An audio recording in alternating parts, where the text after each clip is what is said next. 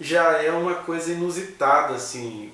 Como assim? O levita é alguém descendente de Levi que tinha uma vocação desde o nascimento, vitalícia, para realizar os serviços do santuário, de adoração, de comunhão, de ser ponte, né, de sacerdócio, pontífice entre Deus e as pessoas, até que viesse Jesus. Mas antes de Jesus vir, existia toda essa casta religiosa que foi elaborada no deserto, conforme as instruções que Deus deu a Moisés, em ligação com algumas tradições das religiões àquelas épocas. De qualquer maneira, os levitas, eles nem tinham uma tribo, eles viviam das contribuições, eles não podiam ter negócios, heranças, etc. E aí você tem aqui um homem que deveria ser consagrado tendo uma concubina. A gente precisa lembrar disso, né? Sansão morreu, o livro dos Juízes não narra mais acerca dos juízes, a gente teve um Mica que fez uma casa de ídolos, e agora nós temos um levita, né? Tivemos também um levita neto de Moisés, mas que não era descendente de Arão, né? E foi consagrado como sacerdote. Aí a gente chega agora com um levita e uma concubina, que é outra palavra também curiosa. Como assim? Pessoas moralistas de família tradicional, conservadoras, têm concubina? Conservador gosta de concubina porque ele quer conservar, sobretudo, não é necessariamente os bons costumes, aquilo de estrutural na humanidade. Ele quer conservar o próprio ego. E aí o conservador entende que ele tem direito a ter várias mulheres. As mulheres é que não pode olhar para o lado.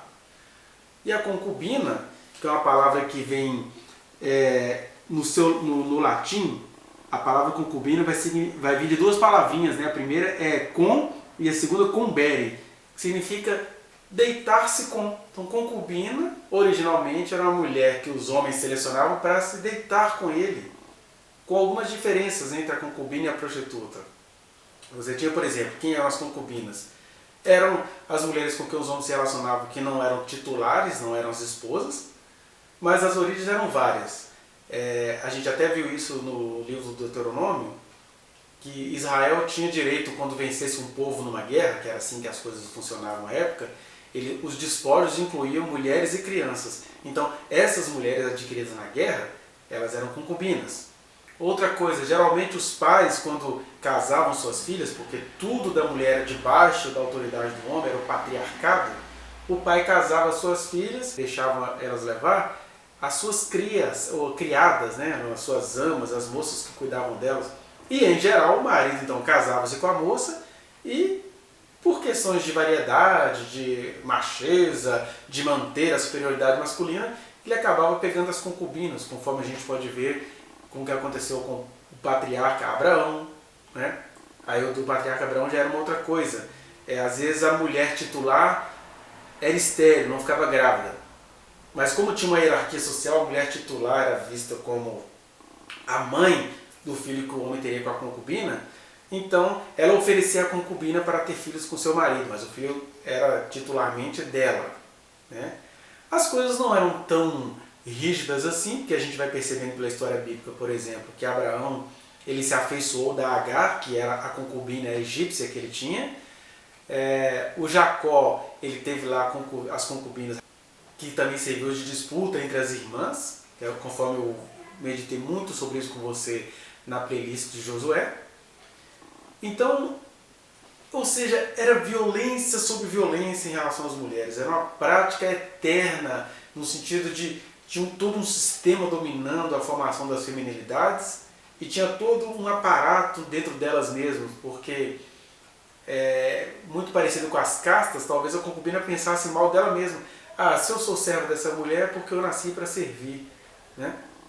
Mas o mais chato é quando ela servia meramente para ser depositário do sexo do marido, porque o cara às vezes pensava assim, minha esposa, eu vou fazer filhos com ela, agora com essa aqui, essa vagabunda, essa vadia, eu pego de qualquer jeito. Então tinha de tudo aí, tinha desde a concubina servir para ser objeto de desprezo, um vaso sanitário do homem, até o cara se afeiçoar muito pela concubina e maltratar a titular, e ambas eram mulheres em situações diferentes, mas em opressões diferentes. Agora, o que isso tem a ver com o povo de Deus, né? Como assim que o povo de Deus adota uma coisa dessa e vinham adotando? Em Israel, o concubinato vai começar a parar, porque lá nos tempos do Império Romano tornou-se muito caro manter um harém, manter as mulheres, né? O Salomão levou isso aos extremos. Ele foi casado com 700 mulheres princesas e 300 concubinas, né? E aí isso virou barganha, virou negócio político, virou uma série de coisas. Mas o que a gente sabe é que essa prática que vai nascendo aí nos dias dos juízes era uma prática terrível, uma prática macabra. Mas por que ela acontece aqui? Porque quando um povo que se diz de Deus não busca a Deus, ainda começa de novo com essa justificativa. Olha como é que começa o capítulo 19. Naqueles dias em que não havia rei em Israel, é aquela chave que o escritor bíblico colocou. Essas coisas aconteciam porque não tinha rei em Israel. Conversa fiada. E Jesus vai dizer lá na frente, olha, vocês têm um rei, vocês têm um senhor, vocês têm um guia, de maneira que se vocês não têm um rei ainda, vocês terão, vocês deveriam me buscar. Mas o escritor bíblico quer tentar fazer o que a gente chama, nessa palavra que está na moda, narrativa, trazer uma narrativa de que isso acontecia por ausência de rei, idolatrizando a função real, né? Por isso que o anticristo vai mandar no mundo um dia, porque as pessoas amam um rei, querem um presidente, né? No Brasil a gente vê outro dia, golpe militar com Bolsonaro presidente, Jesus. Então aqui, essa estrutura, essa tradição, esse tradicionalismo tomava conta do escritor bíblico que organizou o que está aqui no livro dos Juízes. Aí beleza, você acha que tá bom um levita ter uma concubina?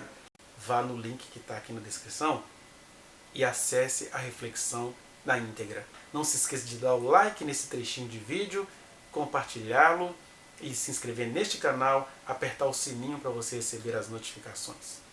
Muito obrigado.